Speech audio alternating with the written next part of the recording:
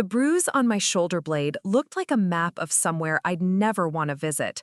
Purple continents with yellow borders, tender to the touch, hidden beneath my wedding dress fitting appointment. My fiancé Marcus had no idea why I kept adjusting the straps, why I winced when the seamstress pulled the fabric tight. He thought I was being picky about the fit. I let him think that. Before we jump back in, tell us where you're tuning in from, and if this story touches you, make sure you're subscribed, because tomorrow I've saved something extra special for you. The doorbell camera had been Marcus's idea, a housewarming gift when I moved back to help care for my aging parents. State-of-the-art security, he said, motion detection, night vision, cloud storage, something to make him feel better about me being 3 hours away from our apartment in the city. I installed it on a Tuesday. By Friday, it had recorded something that would shatter everything I thought I knew about my family. The incident happened on a Sunday evening. I was in the kitchen making dinner when I heard my father's voice rise from the living room. Nothing unusual there. Dad had always been what Mom politely called passionate about his opinions. The volume increased, followed by the sound of something heavy hitting the wall. Then silence. When I walked into the room, Mom was picking up pieces of a shattered picture frame, her hands shaking slightly. "What happened?" I asked. "Oh, you know your father," she said without looking up. "He got excited about the game and knocked this right off the side table, clumsy as ever." Dad sat in his recliner, newspaper spread across his lap, acting like nothing had happened. But there was something in his posture, a tension that felt familiar in a way that made my stomach tight. I helped Mom clean up the glass, noticing how she favored her left wrist, how she kept glancing at Dad like she was calculating distances. That night, I checked the doorbell camera footage on my phone, just curious about whether it had caught anything from the front porch. The angle was perfect. Through the large living room window, you could see everything. I watched Dad stand up from his chair, watch Mom say something I couldn't hear, watch his hand come up fast and hard across her face. Watch her stumble backward into the side table. Watch the picture frame fall and shatter. Watch my mother lie to me with glass in her palms. I sat in my childhood bedroom staring at the 9-second video clip until my eyes burned. This wasn't the first time. The familiarity I'd felt, the way my body had tensed when I heard the sound, it was muscle memory, recognition. How many times had I cleaned up glass and accepted explanations that didn't quite fit? How many times had I been told accidents just happened, that Dad didn't mean it, that families keep private things private? The next morning, I tried to talk to Mom while Dad was at his doctor's appointment. She was folding laundry in the spare room, moving with the careful precision of someone managing pain. "Mom, about last night." "Nothing happened last night, sweetheart." Her voice was light, practiced. "You know how your imagination runs wild sometimes." I saw the doorbell footage. Her hands stilled on a towel. For just a moment, her composure cracked, and I saw something raw and desperate flash across her face. Then the mask slipped back into place. "Cameras can be tricky things," she said carefully. "They don't always show the whole picture. Sometimes they make ordinary moments look like something else entirely." "Mom, he hit you." "Your father loves this family." She turned to face me fully. "He's been under stress with his health issues. Sometimes people react in ways that seem harsh, but it comes from fear, not anger. You don't understand the complexity of a long marriage, honey. There are things you're too young to grasp." The word young stung. I was 26 years old. I'd been living on my own for 4 years. I had a master's degree and a job that required me to analyze complicated data sets. But in that moment, listening to my mother explain away violence with the same tone she'd used to justify why Santa sometimes forgot to bring me the gifts I'd asked for, I felt exactly as small and confused as she needed me to feel. "Don't mention this to Marcus," she added, returning to her folding. "You know how he worries. There's no point in upsetting him over nothing." But it wasn't nothing. That night, I went through weeks of doorbell footage. The camera had been recording for 23 days. In that time, I found 6 incidents, each one brief, brutal, followed by the same careful cleanup, the same practiced explanations. In one clip, Mom had to hold onto the wall to steady herself after Dad shoved her into the hallway table. In another, I watched him grab her arm so hard she cried out, a sound the camera couldn't capture, but that I could read in the way her mouth opened and her body recoiled. The worst part wasn't the violence itself. The worst part was how routine it looked, how efficiently Mom moved to clean up afterward, how quickly Dad returned to whatever he'd been doing before. This wasn't explosive rage. This was a system, a pattern that had been refined over time. I started remembering things differently. The way Mom always seemed to have new bruises with reasonable explanations. How she'd gotten clumsy around the time I started high school. The careful way she moved through the house, never quite relaxed, always alert to Dad's moods. The way she'd trained me to read his signals too, to know when to be quiet, when to disappear upstairs, when to be the perfect daughter who never caused problems. "Your father works so hard for this family," she'd always said. "The least we can do is make his home peaceful." I'd thought she meant we should be considerate. Now I understood she meant we should be invisible. Marcus noticed my distraction when I got back to the city. We were supposed to be planning our wedding, supposed to be excited about merging our lives, but I kept staring at my phone, checking the camera feed compulsively. "You've been checking that thing every 5 minutes," he said one evening as we sat on the couch reviewing catering options. "What's going on?" I wanted to tell him. Marcus was good with problems. He approached everything methodically, broke complex situations down into manageable pieces. But every time I started to explain, I heard my mother's voice. "Don't mention this to Marcus. You know how he worries." "Just making sure Mom and Dad are okay," I said. "You know how it is with aging parents." He nodded, accepting the explanation, because he loved me and trusted me to tell him the truth. The guilt of that trust felt like swallowing broken glass.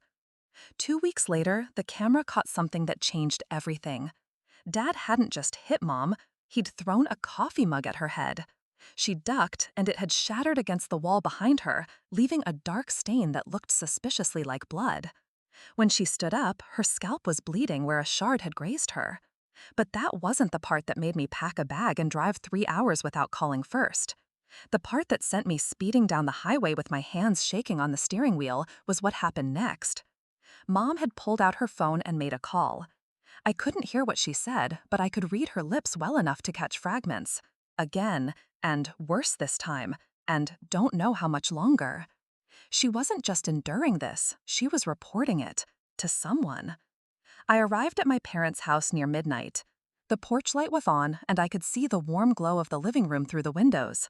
Everything looked normal from the outside, safe, suburban. The kind of house where the worst things that happened were broken appliances and disagreements about holiday plans. I let myself in with my key, moving quietly through the familiar hallway. Mom was sitting at the kitchen table in her bathrobe, a cup of tea growing cold in front of her. She looked up when she heard my footsteps, and for a split second, her face showed pure panic before settling into confusion. "Sweetie, what are you doing here? Is everything okay?" I could ask you the same thing. I sat down across from her. "I saw the footage from tonight." Her hands tightened around the mug. "What footage?" "The mug, the blood, the phone call afterward." She was quiet for so long I thought she might not answer. When she finally spoke, her voice was barely above a whisper. "How long have you been watching?" "Long enough." You're my mother. That's exactly why you shouldn't be here. She stood up abruptly, dumping the rest of her tea in the sink. Some situations are more complicated than they look from the outside. Stop talking to me like I'm a child. I know what domestic violence looks like. The words hung in the air between us. We'd never used that term before, never called it what it was. Mom's shoulders sagged, like I'd punctured something that had been keeping her upright. "It's not that simple," she said finally.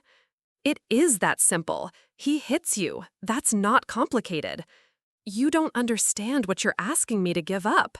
"What am I asking you to give up? A man who throws things at your head?" She turned to face me, and I saw something in her expression that I'd never seen before. Not fear, not resignation, but something that looked almost like pity. "Your father isn't the only one with secrets," she said quietly. Before I could ask what she meant, I heard Dad's bedroom door open upstairs. Heavy footsteps on the hardwood. Mom's entire body tensed. "He doesn't know you're here," she whispered urgently. "You need to leave, now." "I'm not leaving you alone with him." "You don't understand. If he finds you here, if he thinks you know—" She grabbed my arm, and I felt how thin she'd gotten, how fragile. "Please, just go." But it was too late. Dad appeared in the kitchen doorway, hair mussed from sleep, squinting in the overhead light. When he saw me, his expression shifted from confusion to something harder. "What's she doing here?" "I came to check on you both," I said, standing up, "making sure you're taking care of each other." He looked between Mom and me, reading something in our body language that I couldn't identify. Bit late for a social call. I was worried. Mom seemed upset when I talked to her earlier. "Your mother gets emotional sometimes. Women do that." He moved to the refrigerator, taking his time selecting a beer. "Nothing for you to worry about." The casualness of it was almost worse than outright aggression. The way he dismissed Mom's feelings, dismissed my concerns, like we were children playing house and he was the only adult in the room. "Maybe I should stay the night," I said, "just to help out." Dad's hand paused on the beer bottle. When he looked at me, his eyes were completely cold. "That won't be necessary." His voice was calm, reasonable. "Your mother and I are perfectly fine on our own. We've been managing just fine for 28 years. The number felt significant. 28 years. That was how long they'd been married. But it was also how old I was. He wasn't just talking about their marriage. He was talking about the entire span of my life. "Maybe I should stay anyway," I pressed. "It's been a while since we all spent time together." "No." The word was sharp enough to cut. "You have your own life to worry about. Wedding planning, isn't it? You shouldn't be here playing house when you've got real responsibilities." Mom had gone completely still beside me. I could feel her fear like a physical presence in the room. "I think I'm old enough to decide where I spend my time," I said. Dad stepped closer, and I caught a whiff of beer on his breath, even though I hadn't seen him drinking. "Are you arguing with me in my own house?" The shift in his tone was subtle but unmistakable. Mom's hand found my arm, squeezing gently, a warning. "Of course not," I said carefully. "I just meant—" "You meant to come into my home in the middle of the night and tell me how to handle my family?" His voice was getting quieter, not louder, which somehow made it more threatening. "You meant to interfere in matters that don't concern you. Mom is my business. Your wife is my wife." The possessiveness in those words made my skin crawl. The way he said, "my wife," like she was a piece of property he owned, like I was trespassing by caring about her welfare. "I think I should go," I said, backing toward the hallway. "Good idea." Dad didn't move aside as I passed him, forcing me to squeeze by closer than I wanted to. "Drive safe. Lots of accidents happen at night." I kissed Mom goodbye, and she whispered against my ear, "Check your email tomorrow." In my car, I sat for a moment before starting the engine, watching the house through the living room window. Dad had turned off most of the lights, but I could see him moving around, checking windows, making sure doors were locked. Mom had disappeared upstairs. I drove to a 24-hour diner 10 miles away and sat in a corner booth, drinking coffee and trying to process what had just happened. Dad's reaction had been wrong in ways I couldn't articulate. Too controlled, too practiced, like he'd had this conversation before. At 7 a.m., I checked my email. There was one new message from Mom, sent at 3:47 a.m. The subject line was blank. The message contained only a phone number and 3 words: "Call afternoon." I spent the morning driving aimlessly through my hometown, seeing it with different eyes. The elementary school where I'd been a straight-A student, the park where our family had picnicked every 4th of July, the church where Mom and Dad had smiled for pictures every Sunday, looking like the perfect family. How much of my childhood had been performance? How much had been real? At 12:01 p.m., I called the number. "Crisis Intervention Services, this is Diana." My throat closed up. Mom had given me the number for a domestic violence hotline. My mother asked me to call this number. "What's your mother's name?" Linda Crawford." "Hold on." I heard typing in the background. "Yes, I have her file here. Are you Sarah?" "Yes. Your mother has been working with us for 3 years. She said you might be calling today." 3 years. 3 years of secret phone calls, hidden conversations, careful planning. While I'd been living my life in the city, planning my wedding, worrying about mundane things like career advancement and apartment leases, my mother had been trapped in a nightmare she couldn't escape. She's in danger, isn't she? I asked. I can't discuss specifics over the phone, but I can tell you that your mother has been very brave and very careful. She wants to meet with you today if you're willing. Diana gave me an address for a community center across town. When I arrived, Mom was sitting in a small conference room with a woman about my age who'd introduced herself as a counselor. Mom looked smaller somehow, diminished, but also more focused than I'd seen her in years. "How long have you known?" she asked without preamble. "About the hitting?" "A few weeks. But I think I've always known something was wrong." She nodded, like this was the answer she'd expected. The doorbell camera was a problem. I knew it would be, but I couldn't figure out how to explain to Marcus why we didn't want it without raising suspicions. You could have told me. Could I? You were finally happy. You were planning your wedding, building your own life. I wasn't going to destroy that with my problems. They're not just your problems, Mom. They're family problems. The counselor, whose name was Jenna, leaned forward. "Sarah, your mother has been working toward leaving for a long time. But the situation is more complex than a typical domestic violence case." "What do you mean?" Mom and Jenna exchanged a look. "Your father doesn't just hurt me," Mom said quietly. "He's been tracking me, monitoring my communications. He has access to our bank accounts, our phone records, our credit reports. He knows where I go, who I talk to, what I buy. That's stalking." "It's also his job," Jenna said. "Your father works in corporate security. He has access to surveillance tools and databases that most people can't even imagine.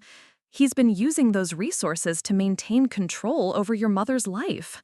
I felt like the floor had shifted beneath me. What kind of corporate security? Data mining, background checks, digital forensics. Mom's voice was steady, but I could see her hands trembling. "He can track anyone, find out anything. That's what makes leaving so complicated." "But you've been planning it anyway." "For 3 years, yes. Very carefully, very slowly." She pulled a folder from her bag. "We've been building a case, documenting everything, but we needed something that he couldn't explain away or delete." "The doorbell camera." "The doorbell camera," she confirmed. "Clear video evidence that he can't claim was taken out of context or digitally manipulated. Something that uploads automatically to a cloud server he doesn't control." I stared at the folder, understanding beginning to dawn. "You wanted me to find the footage?" "I needed someone to find it, someone he trusts, someone who could testify that they discovered it independently without any coaching from me." She opened the folder, revealing photographs, medical records, printouts of threatening text messages. "This is 3 years of documentation, but none of it would stand up in court without corroborating evidence from a credible witness." "You've been planning this entire thing?" "I've been trying to stay alive." Her voice broke slightly. "The violence has been escalating. The control has been getting tighter. I'm running out of time." Jenna handed me a stack of papers. "These are the legal documents we've prepared: restraining order, divorce petition, emergency custody orders for any shared assets. Everything is ready to file. We just needed the video evidence and a witness willing to testify." I looked through the papers, seeing my mother's life reduced to legal terminology: petitioner versus respondent, plaintiff versus defendant. But buried in the formal language were details that made my stomach turn. Hospital visits explained as accidents, financial records showing money moved into accounts Mom couldn't access, email logs documenting threats that looked like ordinary marital communications to anyone who didn't know the code. "There's something else," Mom said quietly. "Something I need you to understand before we go any further." I looked up from the papers. "Your father knows that you know. That's why he was so angry last night. He's been monitoring the doorbell camera footage too. He gets alerts when someone accesses the system." "He knows I've been watching?" "He knows exactly how many times you've logged in, which clips you viewed, how long you spent watching each one." Mom's voice was steady, but her eyes were frightened. "He also knows about this meeting." "How could he possibly know about this meeting?" Jenna pulled out her phone, showed me a screenshot of a text message. "Tell Sarah I said hello." It had been sent to Jenna's work phone 5 minutes ago, from a number that wasn't in her contacts. He found us, I whispered. He was always going to find us, Mom said. That's why we have to move fast, tonight, before he has time to prepare. What are you talking about? We're filing everything today. Police report, restraining order, the whole case. And then we're disappearing. Disappearing where? Somewhere he can't track us, somewhere his surveillance skills won't help him. Mom closed the folder. I have money saved, cash only, in a safety deposit box he doesn't know about. Jenna has contacts in other states, people who help women start over. I felt dizzy. This morning, I'd thought my biggest problem was choosing between salmon and chicken for the wedding reception. Now my mother was talking about assuming new identities and fleeing across state lines. What about my life, my job, Marcus? You don't have to come with me, Mom said quickly. I would never ask you to give up everything. But I needed you to know the truth, and I needed your help getting the evidence we required. But if Dad knows that I know, then you're not safe either, Jenna said bluntly. Men like your father don't distinguish between primary targets and secondary threats. If he perceives you as a danger to his control over your mother, you become a problem he needs to solve. I thought about Dad's parting words the night before. Drive safe, lots of accidents happen at night. At the time, it had seemed like a generic threat. Now it felt like a specific warning. How long do we have? Hours, maybe less. Mom stood up. I need to go back to the house and get a few things. Documents, photographs, some jewelry that belonged to your grandmother. Then we leave. You can't go back there alone. I have to. If I don't, he'll know we're moving ahead with this. I need to maintain the routine for as long as possible. Then I'm coming with you. Absolutely not. Mom, you just told me that he sees me as a threat anyway. Hiding isn't going to help.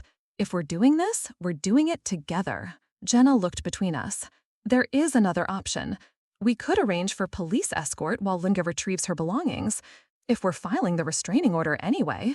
No, Mom said immediately. If police show up at the house, he'll know something is wrong. He'll disappear, and we'll never be able to find him. To serve papers. Or worse, he'll do something desperate. Like what? Like destroy evidence. Or hurt someone else to get back at me. Mom looked directly at me. Like, hurt you. The weight of that possibility settled over me like a heavy blanket. For my entire life, I'd thought of Dad as a flawed but essentially harmless man. Someone with a temper who drank too much and said things he didn't mean when he was stressed. The idea that he might actually be dangerous, that he might hurt me to punish my mother, felt surreal. But then I remembered the coldness in his eyes the night before, the calculated way he'd positioned himself between Mom and me, the threat hidden in his casual words. Maybe he'd always been dangerous. Maybe I'd just been too young, too naive, too invested in believing in the fantasy of a normal family to see it. Okay, I said. We go back together. We get what you need, and then we leave. Mom reached across the table and took my hand. Her fingers were ice cold. There's one more thing I need to tell you, she said. Something I should have told you years ago. I waited. Your father didn't just start hurting me when you were in high school. He's been doing it since you were a baby. I stayed because I thought I could protect you better from the inside. I thought if I kept him happy, if I absorbed his anger, he wouldn't turn it on you. Did he ever hit you? No, but he controlled every aspect of your life. Your school choices, your friends, your activities. Remember how you couldn't do sleepovers at certain houses? How you had to quit gymnastics when you were 7? How we moved 3 times before you started high school? I remembered. You said it was because of Dad's work. It was because he didn't like the questions people were asking. Teachers who noticed I was often bruised. Neighbors who heard arguments. Other parents who thought his rules for you were too strict. Mom's voice was barely audible. Every time someone got suspicious, we moved. So my entire childhood was about keeping you safe from him and keeping his secrets. I felt something fundamental shift inside me, like a building realizing its foundation was made of sand. Every memory I had, every assumption about my family, every story I'd told myself about who we were, it was all built on lies. Why didn't you just leave? Where could I go? He controlled all our money. He monitored all my communications. He had access to law enforcement databases, credit reporting systems, employment records. Even if I'd managed to get away, he would have found us within days. She squeezed my hand tighter, and he made it very clear what would happen if I tried. What would happen? He said he'd kill us both and make it look like a murder-suicide. Said he'd leave evidence that I'd been mentally unstable, that I'd hurt you and then myself. He had the technical skills to plant that evidence and the professional connections to make sure it was believed. I pulled my hand away, suddenly nauseous. Jesus, Mom. I know it sounds extreme, but you have to understand. Your father isn't just abusive. He's smart. He's methodical. He's spent 28 years learning exactly how to hurt people without getting caught. Jenna handed me a bottle of water. Are you okay? I wasn't okay. I might never be okay again, but I nodded anyway. The plan is still the same, Mom continued. We go back to the house, I get what I need, we file the paperwork, and then we disappear before he has time to retaliate. What about Marcus? I can't just vanish without explaining. You can call him once we're somewhere safe. Tell him what happened. If he loves you, he'll understand. And if he doesn't, then you'll know you dodged a bullet. I almost laughed at the bitter irony of that phrase, given the circumstances. We left the community center separately. Mom went first, taking the long way home to make sure she wasn't being followed. I waited 10 minutes, then drove straight to the house, reasoning that if Dad was monitoring our movements anyway, unusual behavior would be more suspicious than ordinary behavior. The house looked exactly the same as it had the night before. Peaceful, suburban, normal. I parked in the driveway and sat for a moment, looking at the doorbell camera that had started this entire cascade of revelations. Such a small thing to bring down 28 years of carefully constructed lies.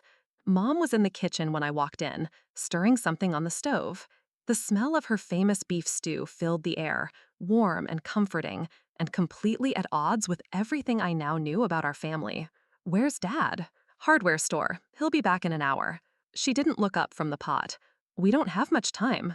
What do you need to get? Birth certificate, social security card, passport, some cash I have hidden, your grandmother's wedding ring. She paused. And some things of yours. Things of mine? Baby pictures, report cards, a few pieces of jewelry I bought for you over the years. She finally looked at me. If we're starting over, I want you to have something from before. The thoughtfulness of it almost broke me. In the middle of planning her escape from decades of abuse, she'd thought about preserving my childhood memories. We worked quickly and quietly. Mom knew exactly where everything was, had clearly planned this part down to the minute. I helped her gather documents from a hidden folder in the back of her closet, small valuables from a jewelry box with a false bottom, cash from inside an old cookbook. How long have you been planning this? I asked, watching her move with practiced efficiency. The planning? 3 years. The wanting to leave? 27. What took so long? You. She pulled a photo album from under her mattress. I couldn't leave while you were still at home. Couldn't risk him taking his anger out on you if I disappeared. And once you moved out, I had to figure out how to do it without destroying your life too. You stayed for me. I stayed because I loved you, but also because I was terrified of what he might do if I tried to leave and failed. We finished gathering everything just as I heard a car door slam in the driveway. Mom froze, arms full of documents and photographs. That's him, she whispered. He's early. What do we do? We act normal. Preparing and narrating this story took us a lot of time, so if you are enjoying it, subscribe to our channel. It means a lot to us. Now back to the story. You're here for dinner, I'm cooking, everything is fine. I shoved the last of the documents into my purse just as Dad walked through the front door. Something smells good, he called out, his voice cheerful and normal. Just some stew, Mom replied, returning to the stove. Sarah came by to visit. Dad appeared in the kitchen doorway, smiling broadly. If I hadn't known what I knew, if I hadn't seen the footage, if I hadn't heard about 28 years of systematic abuse, I would have thought he looked like any other suburban father coming home to his family. 2 visits in 2 days, he said, looking at me. To what do we owe the honor? I was in the neighborhood, I lied, thought I'd stop by. Wonderful. It's not often we get to spend time with our daughter anymore. He moved to the refrigerator, pulled out a beer. How's the wedding planning coming along? Fine, good, everything's on track. Marcus treating you well? Of course. Good, good. He opened the beer, took a long drink. I was thinking about our conversation last night, about you staying over. I glanced at Mom, who had gone very still again. What about it? I think I was too hasty in saying no. Family is important. We should spend more time together before you get married and your priorities change. The words were perfectly reasonable. The tone was warm and fatherly. But something in his eyes was wrong. Something that looked like a predator studying its prey. That's nice of you to say, Dad. Why don't you stay for dinner? Your mother made enough for an army, as usual. He gestured toward the stove. We could have a proper family evening. I should probably get back to the city. Marcus is expecting me. Call him. Tell him you're staying the night. It wasn't a suggestion. I insist. Mom turned from the stove, ladle in hand. She doesn't have to stay if she has plans, honey. Nonsense. How often do we get to have our daughter to ourselves? Dad smiled at me, but his eyes remained cold. I'll clear my schedule for tomorrow, too. We could make a whole weekend of it. A weekend? 2 full days trapped in this house with him, pretending everything was normal, while Mom tried to figure out how to salvage her escape plan. The thought made my palms sweat. I really do need to get back tonight. Why? The question was sharp, cutting through his facade of cheerful insistence. What's so important that it can't wait?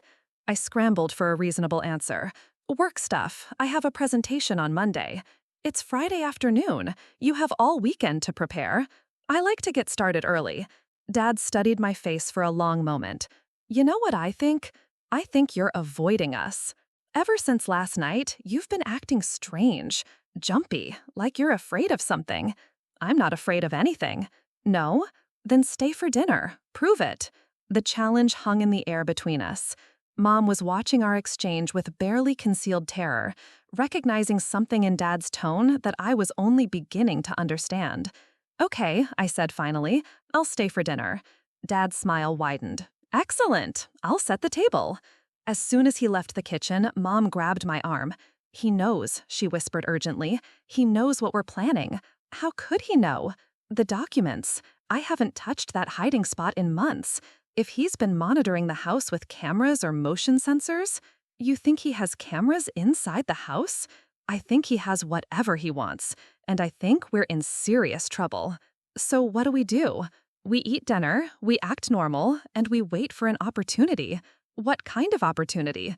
I don't know yet, but something will come up. It has to. Dad returned to the kitchen, carrying plates and silverware. I thought we'd eat in the dining room tonight. Make it special. The dining room was at the front of the house, away from the back door that led to our cars, away from the neighbors who might hear if something went wrong. I was beginning to understand that every suggestion Dad made had a strategic purpose. That sounds lovely, Mom said, her voice artificially bright. We sat down to eat, and for 20 minutes, it was almost possible to pretend we were a normal family sharing a meal. Dad asked about my job, my wedding plans, my life in the city. Mom contributed cheerful comments about the food, the weather, neighborhood gossip. I answered questions and made small talk, playing my part in the performance. But underneath the veneer of normalcy, I could feel the tension building like pressure in a sealed container. Dad's questions were just a little too pointed. Mom's responses were just a little too quick. And I was becoming increasingly aware that both of them were watching me, reading my reactions, calculating their next moves. You know, Dad said, cutting his meat with deliberate precision, I've been thinking about that doorbell camera. My fork stopped halfway to my mouth. It's a wonderful piece of technology. Really impressive what they can do these days. He chewed thoughtfully. Motion detection, cloud storage, remote access. You can see everything that happens, even when you're not home. It's convenient, I managed. More than convenient, educational.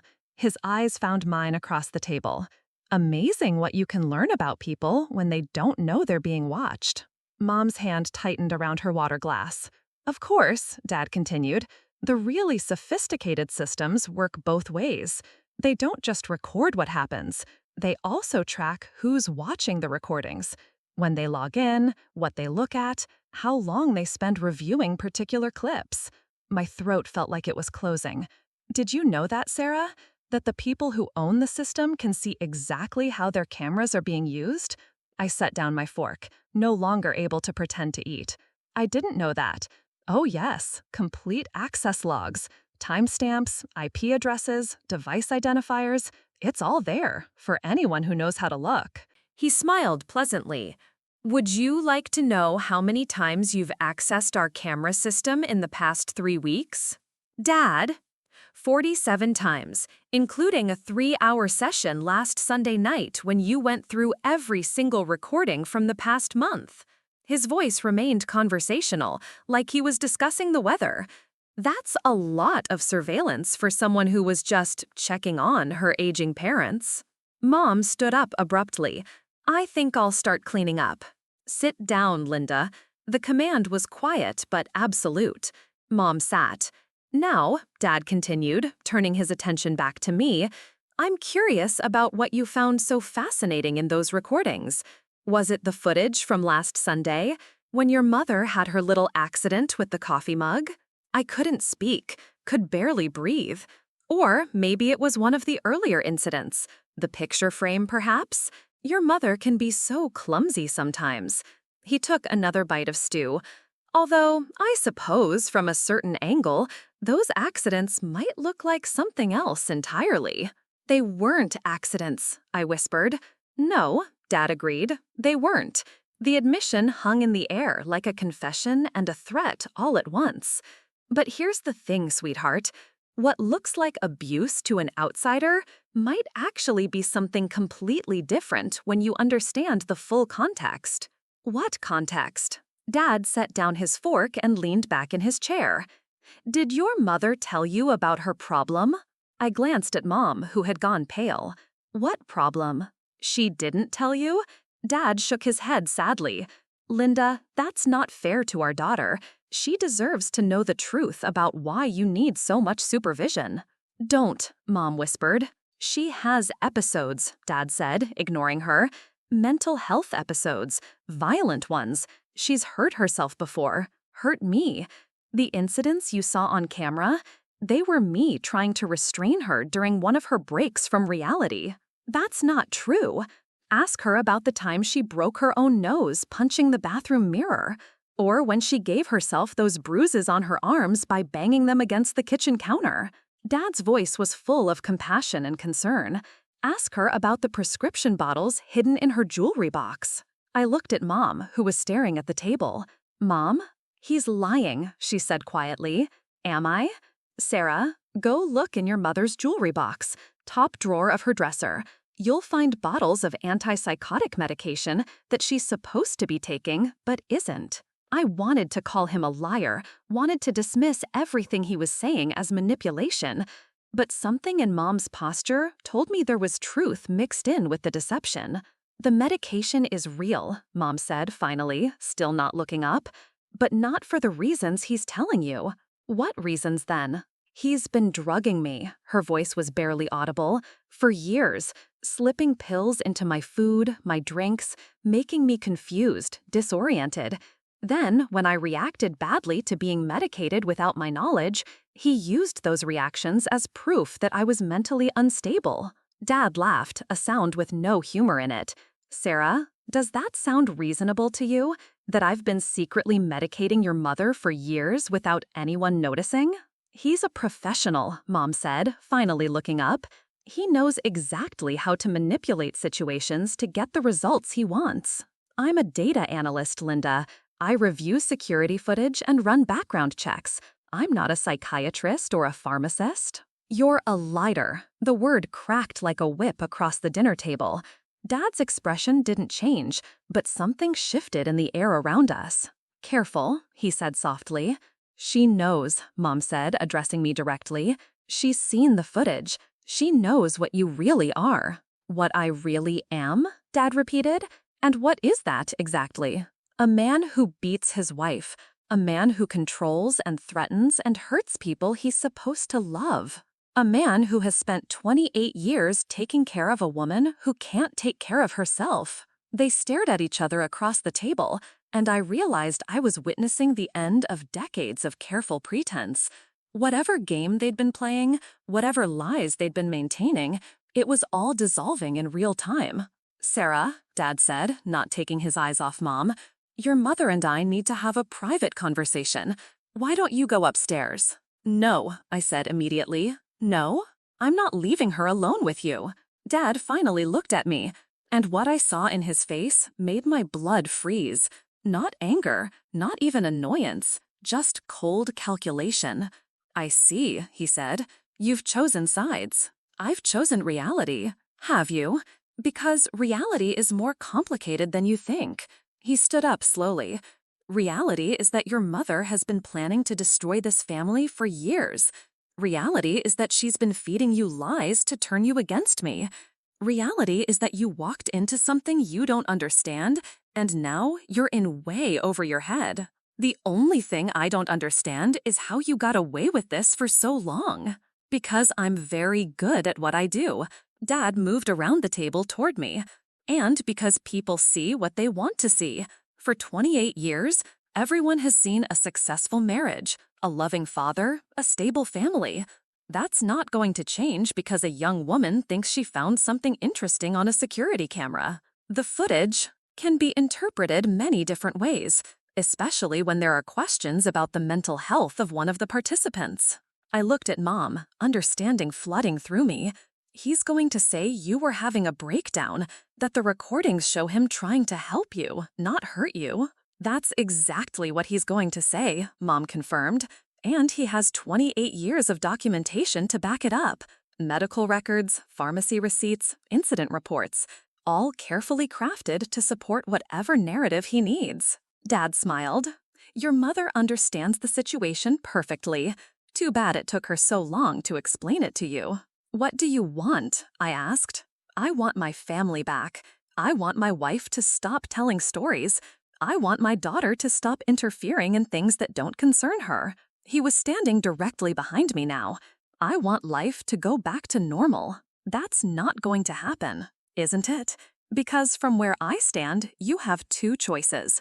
You can forget about everything you think you saw, delete those video files, and go back to your life in the city. Plan your wedding, marry your fiancé, visit your parents on holidays like a good daughter.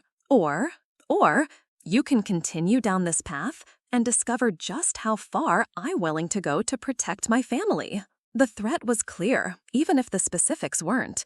I thought about what Mom had told me earlier, about Dad threatening to kill them both and make it look like murder-suicide. Looking at his face now, seeing the complete absence of emotion in his eyes, I believed he was capable of exactly that. "You can't make this go away," I said. "Too many people know. The counselor, the crisis center, the police." "What police?" Dad pulled out his phone, scrolled through it for a moment. There's no police report on file. No one has contacted law enforcement about any domestic violence incident. I looked at Mom, confused. "We were going to file everything today," she said weakly, "after we got the evidence we needed." "Ah, yes, the evidence." Dad pocketed his phone. "The video files that show a woman having a mental health crisis and her husband trying to calm her down. Compelling stuff. You can't rewrite history." "I don't need to rewrite it. I wrote it the first time." Dad moved back to his seat, sitting down like we were continuing a pleasant dinner conversation. "Every argument, every incident, every moment of conflict in this marriage has been carefully documented.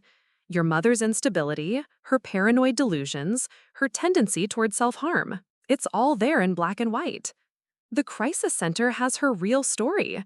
The crisis center has the fantasies of a mentally ill woman who's been off her medication for months. Not exactly credible testimony." I felt like I was drowning. Every piece of evidence, every ally, every plan Mom had developed over 3 years was being dismantled in real time by a man who had spent decades preparing for exactly this scenario. "But here's the good news," Dad continued. "None of this has to matter. Your mother can get back on her medication, start seeing her therapist again, return to the stable routine that's kept this family together for nearly 3 decades. You can go back to your life, planning your wedding, building your career. Everyone wins. Except Mom." Your mother will be fine. She'll be taken care of. She'll be safe. Safe from what? From herself. Dad looked at Mom with what might have been genuine sadness. She's not well, Sarah. She hasn't been well for a long time. The kindest thing we can do is make sure she gets the help she needs. I understood then what he was really proposing. Not just continued abuse, but institutionalization. A way to lock Mom away somewhere he could control her completely while maintaining the fiction that he was a devoted husband caring for his sick wife. I won't let you do that. You don't have a choice. You're not her legal guardian. You're not her doctor. You're not even a witness to anything criminal. Dad's voice was patient, like he was explaining something to a child. You're a young woman with a vivid imagination who spent too much time watching security footage and jumped to conclusions. People will believe me. Will they? When your mother is diagnosed with paranoid delusions and you're revealed to be an unreliable narrator who was manipulated by her fantasies? Dad shook his head. I don't think so. Marcus will believe me. Marcus will believe what makes sense. And what makes sense is that you got overwhelmed by wedding planning and family stress, and you started seeing things that weren't there. The certainty in his voice was terrifying. He wasn't just making threats. He was describing a plan he'd already put into motion. You've thought of everything, I said. I've had a long time to think. But you missed something. Did I? I pulled out my phone, held it up so he could see the screen. I've been recording this entire conversation. Dad looked at the phone, then back at my face. Then he started laughing. Sarah, sweetheart, that's not going to help you. Why not? Because I disabled the cellular signal in this house about an hour ago. Your phone hasn't uploaded anything to the cloud since you arrived. He gestured toward the device. Check your signal bars. I looked down. No service. But more importantly, Dad continued, what exactly do you think you've recorded? A conversation where I admitted that your mother has mental health issues and needs professional help? Where I expressed concern about her well-being and my desire to get her proper treatment? I replayed the conversation in my head, hearing it through the ears of a stranger. Dad had been careful. Every admission had been couched in terms that could be interpreted as concern rather than confession. Every threat had been vague enough to deny. You're sick, I whispered. I'm thorough. Dad stood up again. Now, let's talk about next steps. But before he could continue, we heard a car door slam in the driveway. Then another. Dad's expression shifted from confidence to confusion. Are you expecting someone? He asked Mom. She shook her head, but I caught something in her eyes, a flicker of hope. Sarah, are you expecting someone? No, I lied. Heavy footsteps on the front porch, a loud knock on the door. Mr. Crawford, this is Detective Martinez with the County Sheriff's Department. We need to speak with you. Dad's face went white. He looked between Mom and me, calculating rapidly. You called them, he said to Mom. No, she didn't, I said. But I did. Before I came over here, I told them everything. It was a lie, but a convincing one. Dad believed it completely. Police, open the door. Dad moved toward the kitchen, probably thinking about the back exit, but stopped when he heard voices coming from that direction too. Sounds like they have the house surrounded, I said, still lying but gaining confidence. You have no idea what you've done, Dad said. I saved my mother's life. You destroyed your family. No, Mom said, standing up slowly. You did that 28 years ago. The front door rattled. Mr. Crawford, we're coming in. Dad looked around the dining room like a trapped animal, then focused on me with an expression of pure hatred. This isn't over, he said. Yeah, it is. The front door burst open. Heavy footsteps in the hallway, voices calling out, police, and clear, as they moved through the house.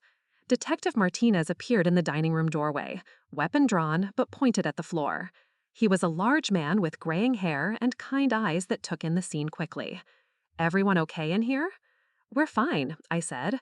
Mr. Crawford, I need you to step away from your family and put your hands where I can see them. Dad complied slowly, his face a mask of confused innocence. Officer, I'm not sure what this is about. We were just having dinner.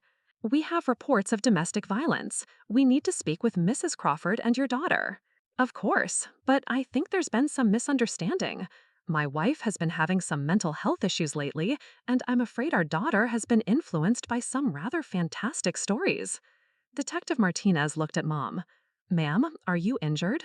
Not today, Mom said quietly. But you have been injured in the past? Yes. By your husband? Mom glanced at Dad, then back at the detective. Yes. That's not true, Dad said immediately. Linda has been off her medication. She's been having episodes where she hurts herself and then blames me. I have documentation of her mental health issues if you'd like to see it. Detective Martinez nodded like he'd heard this before. We'll sort all that out at the station. Right now, I need you to step outside with my partner. Am I under arrest? You're being detained while we investigate. As they led Dad away, he looked back at me one more time.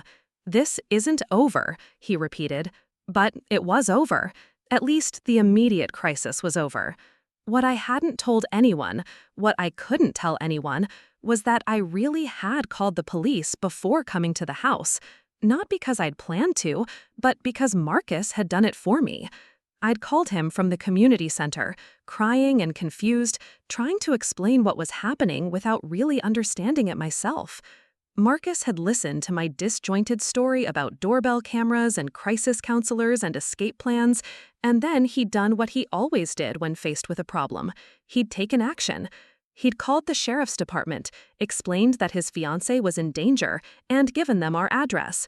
He'd told them about the video evidence and the 3 years of documentation and the meeting with the crisis center. He'd made sure they understood that this wasn't just a domestic dispute, but a carefully orchestrated pattern of abuse that needed immediate intervention. And then he'd driven 3 hours at dangerous speeds to be there when they arrived. I saw his car pull up just as the police were loading Dad into the back of a patrol car. Marcus got out and ran toward the house, looking like he'd aged 5 years in the past 6 hours. "Are you okay?" He wrapped me in his arms, and I finally started crying. "I think so. We're okay.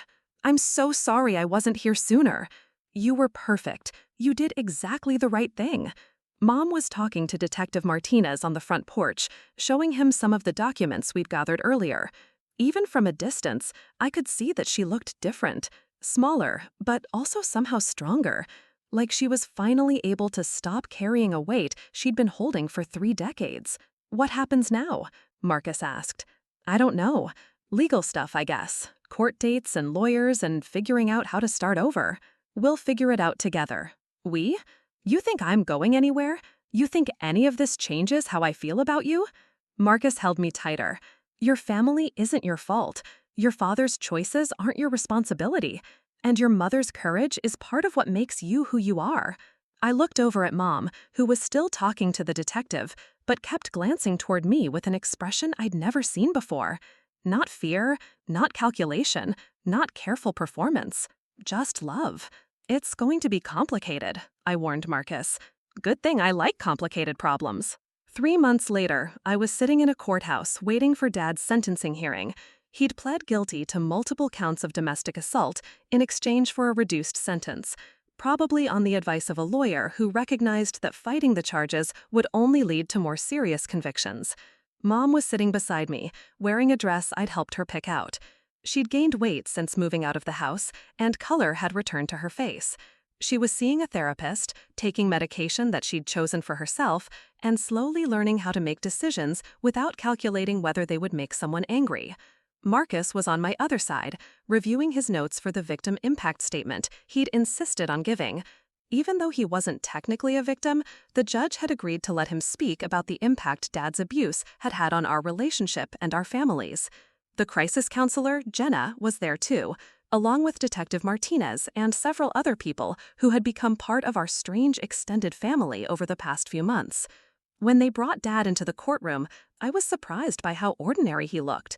Smaller somehow, diminished by the orange jumpsuit and the handcuffs. Just a man who had made terrible choices for a very long time. He didn't look at us during the hearing, didn't acknowledge Mom's victim impact statement or my testimony about the doorbell camera footage, didn't react when the judge sentenced him to 5 years in prison with the possibility of parole in 3. After it was over, as we stood on the courthouse steps, Mom turned to me with tears in her eyes. I never thought this day would come, she said. How does it feel? Terrifying? Wonderful. Like I can finally breathe. We drove back to the apartment Mom had rented across town. It was small, simple, nothing like the house she'd shared with Dad for so many years. But it was hers. She'd chosen the paint colors, picked out the furniture, decided where everything belonged. That evening, the three of us sat on her tiny balcony drinking wine and watching the sunset. Marcus was asking Mom about her plans, whether she wanted to travel, whether she might consider moving closer to the city where we lived. I don't know yet, Mom said. I'm still learning how to want things, how to make choices based on what I actually prefer instead of what would cause the least conflict. That's a good problem to have, Marcus said. It is, isn't it? We sat in comfortable silence for a while, watching the sky turn from orange to purple to deep blue.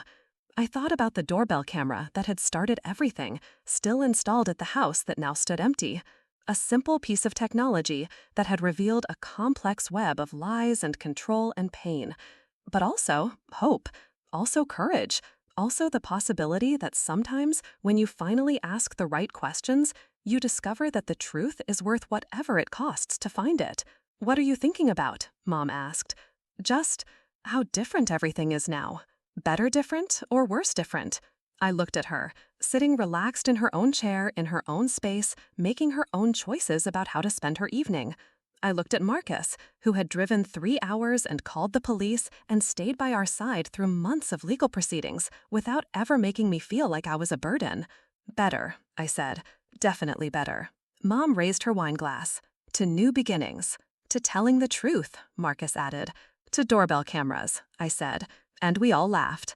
We drank to all of it, to the end of secrets and the beginning of healing, to the people who help you find courage when you didn't know you needed it, to the strange and winding paths that sometimes lead you exactly where you were meant to be, and to the simple, powerful act of refusing to look away when someone you love is in danger, even when looking directly at the truth means everything has to change.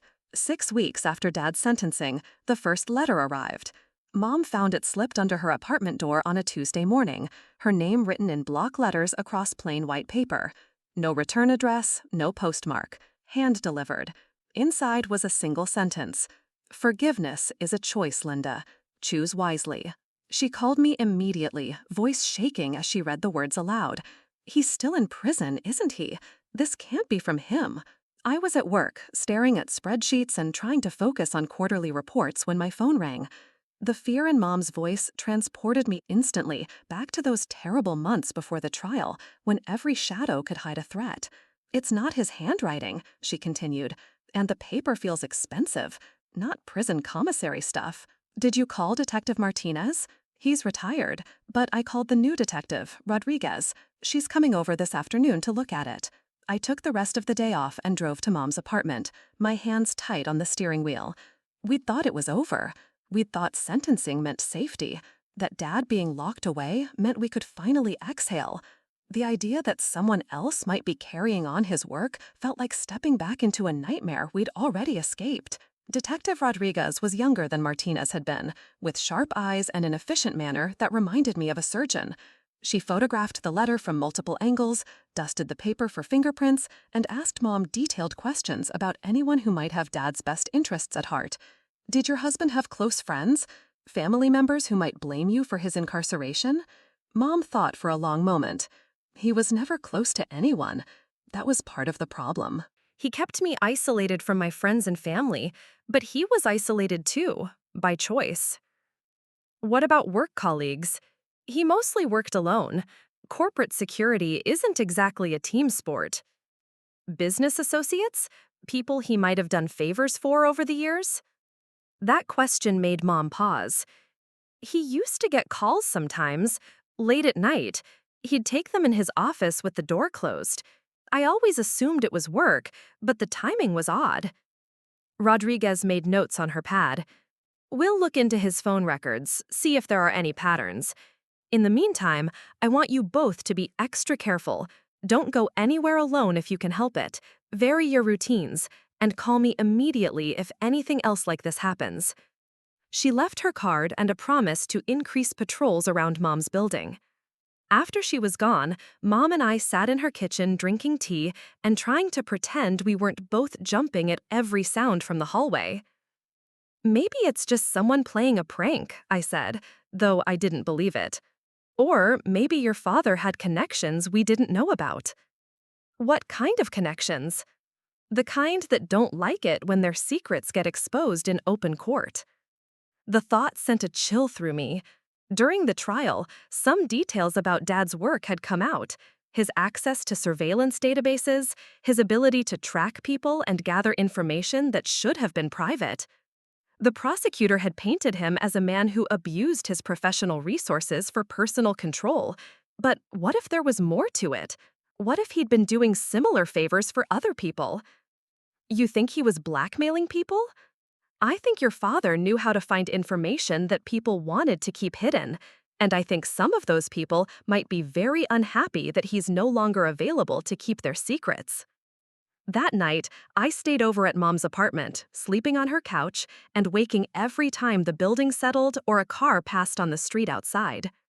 In the morning, Marcus called to check on us, and I could hear the worry in his voice despite his attempts to sound casual.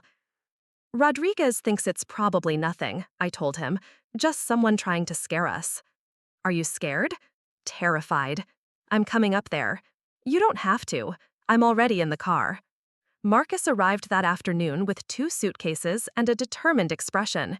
I'm working remotely until this gets sorted out, he announced, and don't try to argue with me about it. I didn't argue. Having him there made everything feel less overwhelming, less like Mom and I were facing an unknown threat completely alone. The second letter arrived 3 days later. This time, it was in Mom's mailbox, mixed in with bills and advertisements. Same block handwriting, same expensive paper. The message was longer. Linda, you made a choice to destroy a good man's reputation. Choices have consequences. Some consequences can be avoided with the right decisions going forward. Think carefully about what you really want. Rodriguez had the building's security cameras pulled, but they showed nothing useful. Whoever was delivering the letters knew how to avoid detection, understood the blind spots in the system. This feels professional, Rodriguez said, studying the footage. Someone with training. What kind of training? The kind your husband had. Corporate security, private investigation, maybe law enforcement background. She expanded her investigation to Dad's former colleagues, reaching out to his previous employers and checking into his professional associations. What she found made us all more nervous. Your husband worked for some interesting clients over the years, she told us during her next visit. Defense contractors, pharmaceutical companies, a few firms that specialize in reputation management. What's reputation management? I asked. Damage control for wealthy people who get into trouble. They hire firms to suppress negative information, discredit accusers, make problems disappear. Rodriguez flipped through her notes. Your father did background investigations for several of these companies, deep dives into people's personal histories, looking for leverage.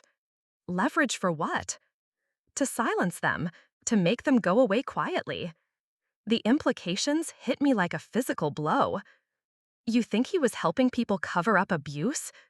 I think he was very good at finding people's secrets and using them to keep other secrets buried. Mom's face had gone white. How many? I don't know yet, but I found at least a dozen cases where your husband provided consultation services to clients facing sexual harassment allegations, domestic violence charges, financial crimes. In every case, the accusations quietly disappeared.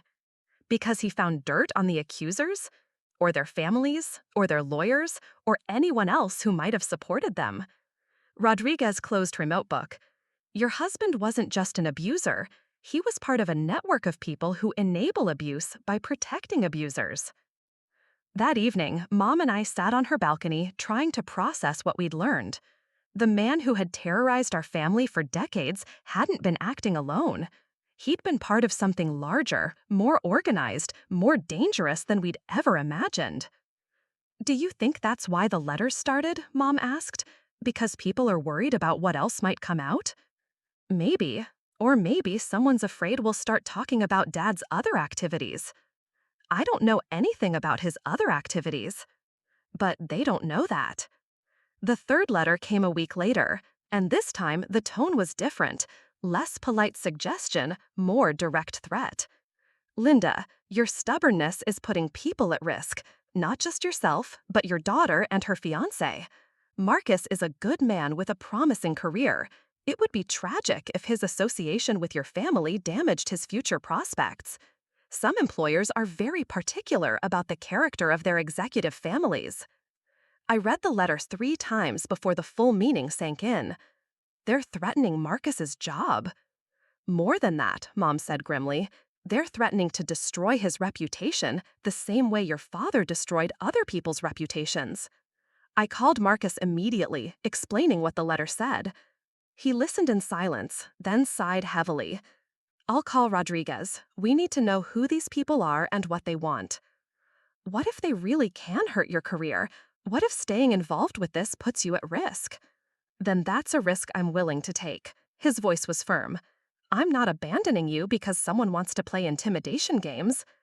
But if they can really… Sarah, listen to me. I don't care what they threaten. I don't care what they think they can do to my career or my reputation. You and your mother exposed a criminal, and now criminals are trying to shut you up. That doesn't make me want to run away. It makes me want to fight back. Rodriguez's investigation was expanding. She'd brought in federal agents who specialized in organized crime and corruption. They were particularly interested in Dad's client list and the methods he'd used to gather information on people. We think your father was part of what we call a silence network, Agent Foster explained during our next meeting. Groups of people who use intimidation, blackmail, and threats to protect wealthy individuals from consequences for their actions. How does it work? Someone powerful gets accused of something embarrassing or criminal. They hire a reputation management firm. The firm hires people like your father to investigate everyone involved in the accusation.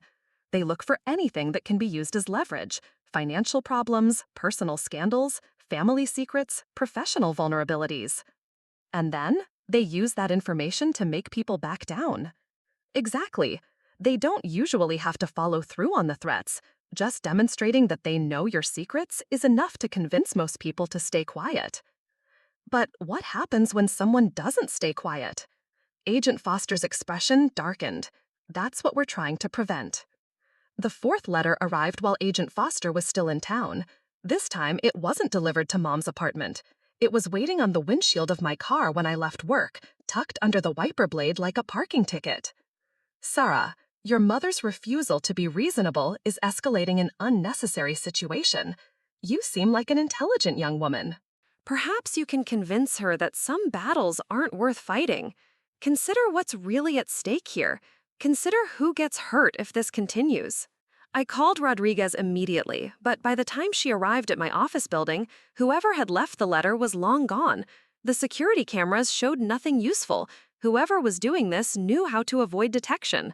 They're getting bolder, Rodriguez observed. Following you to work, approaching your personal vehicle, that suggests they're confident they won't be caught.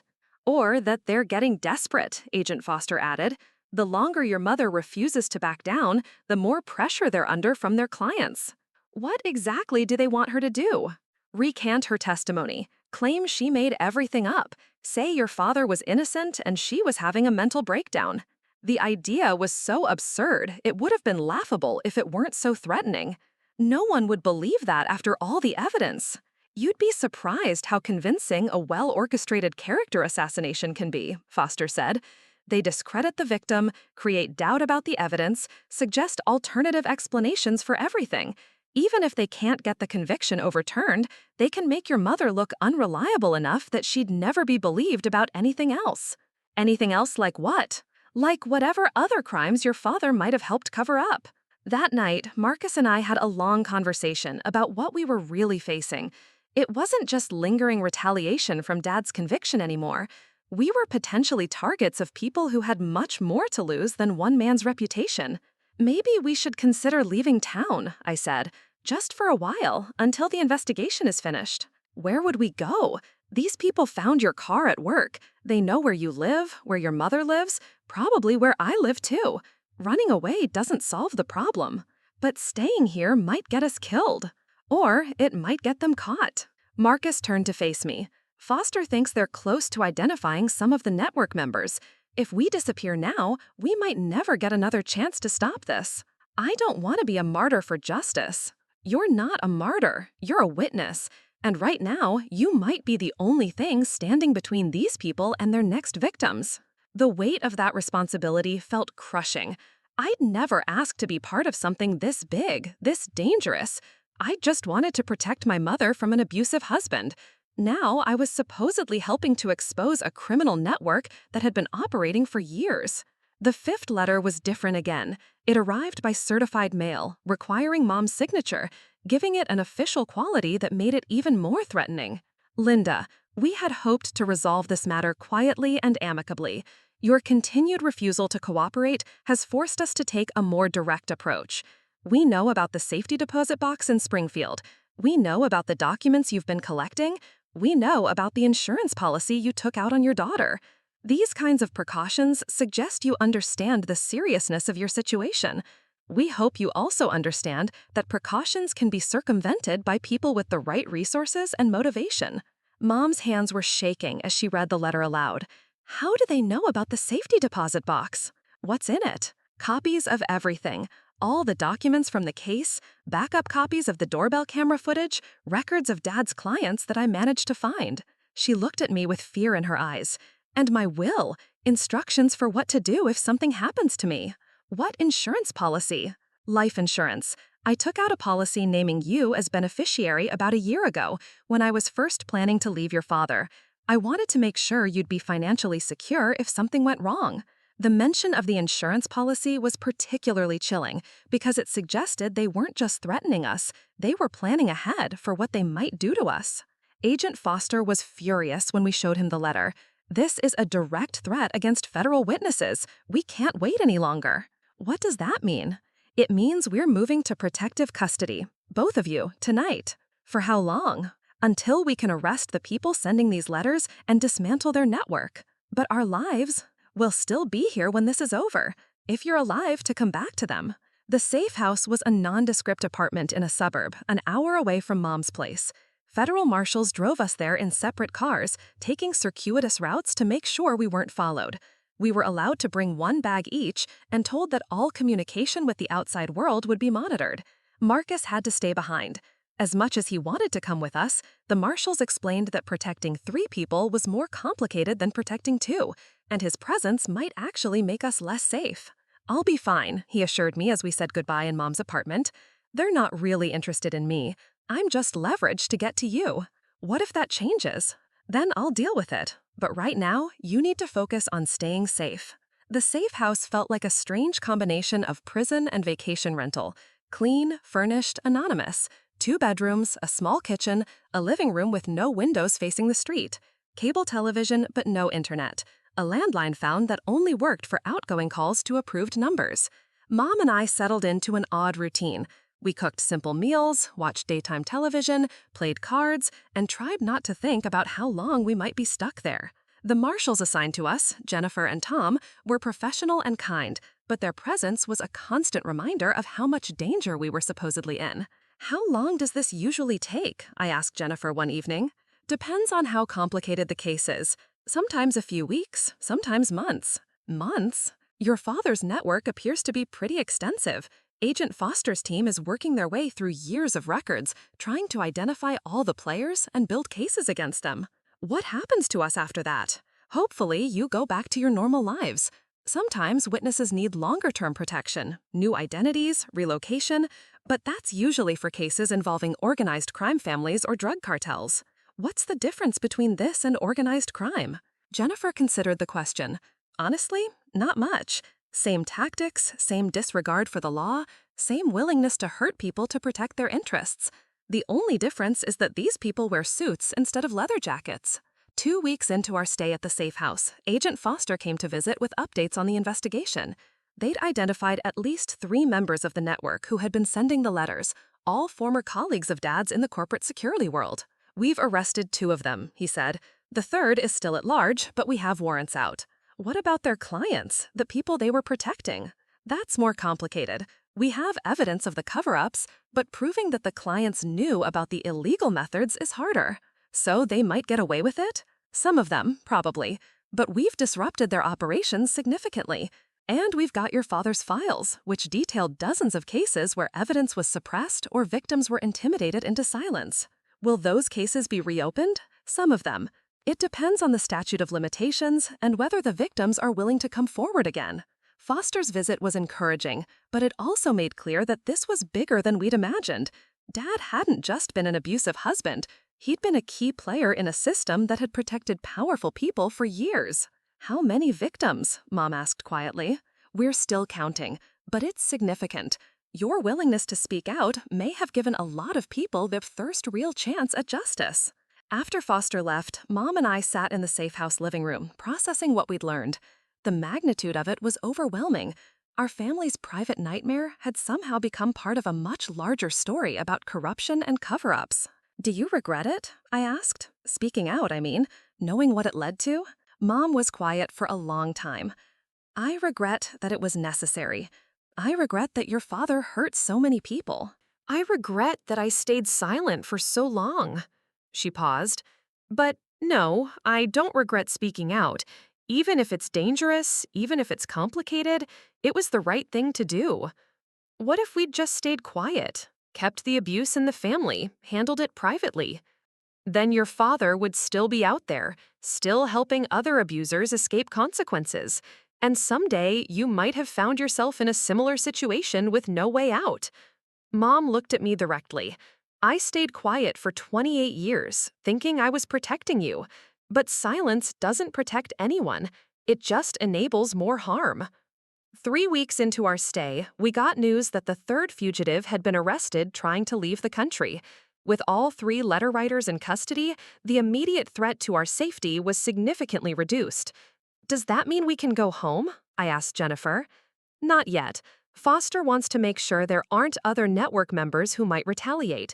Give it another week or 2. But that night, Tom received a call that changed everything.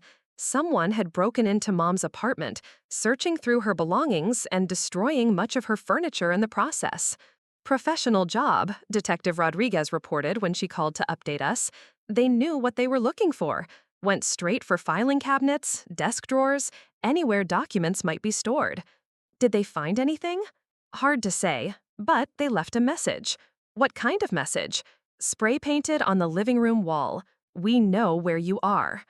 The break-in meant our location was potentially compromised. Within hours, Jennifer and Tom were packing us up and moving us to a new safe house, this one in a different state entirely. The second safe house was smaller, more isolated, surrounded by woods instead of suburbs. Mom and I found ourselves even more cut off from the outside world, more dependent on the marshals for information about what was happening with the investigation. This feels like punishment, I said to Jennifer one evening, like we're the ones in prison. I know it's hard, but the alternative could be much worse. How much worse? What exactly are we afraid these people will do? Jennifer's expression was grim. Your father's files detail several cases where witnesses or accusers died in suspicious accidents, car crashes, house fires, apparent suicides. None of them could be definitively linked to the network, but the timing was always convenient. The implication was clear. We weren't just hiding from threats and intimidation. We were hiding from people who had killed before and might kill again. How long can this go on? Mom asked. Until the trials are over and the network is dismantled, or until we're sure the remaining members no longer see you as a threat. When will that be? I don't know. A month into our second safe house stay, Agent Foster visited again with more updates. The investigation had expanded internationally, involving law enforcement agencies in several countries where the network had operated. We've uncovered evidence of operations in the UK, Canada, and Australia, he said. Similar tactics, same pattern of protecting wealthy individuals from accountability. How is that possible? Your father's client list included people with global business interests.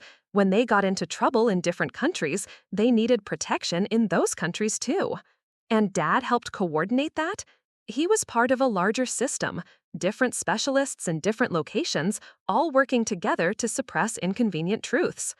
Foster's news was simultaneously encouraging and terrifying.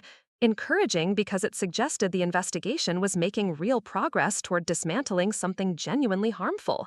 Terrifying because it meant we were potentially targets of an international criminal network. Are we ever going to be safe? I asked. Eventually. But it's going to take time, and it's going to require some difficult decisions on your part.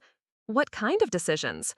Whether you're willing to testify in federal court against the network members we've arrested, whether you're willing to help prosecutors understand how your father's operation worked. I don't know how his operation worked, but your mother might, and your testimony about discovering the abuse and the aftermath could be crucial for establishing the pattern of intimidation. Mom and I looked at each other. We'd already testified against Dad in state court. Now we were being asked to testify against his associates in federal court, potentially exposing ourselves to even more danger. If we say yes, how long does this continue? Trials could take years. Multiple defendants, complex evidence, international cooperation agreements. It's not going to be quick. And if we say no, then we try to protect you for as long as it takes for the threat to fade naturally. But there's no guarantee that happens anytime soon. That night, Mom and I talked until dawn about what we wanted to do. The safe houses were temporary solutions at best.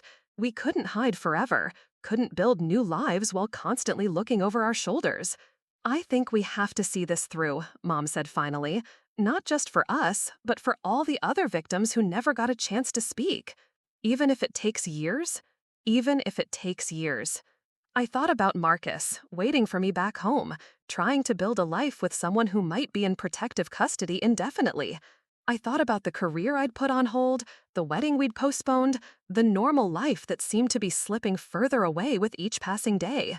But I also thought about the women Dad's network had silenced, the crimes they'd helped cover up, the accountability they'd prevented.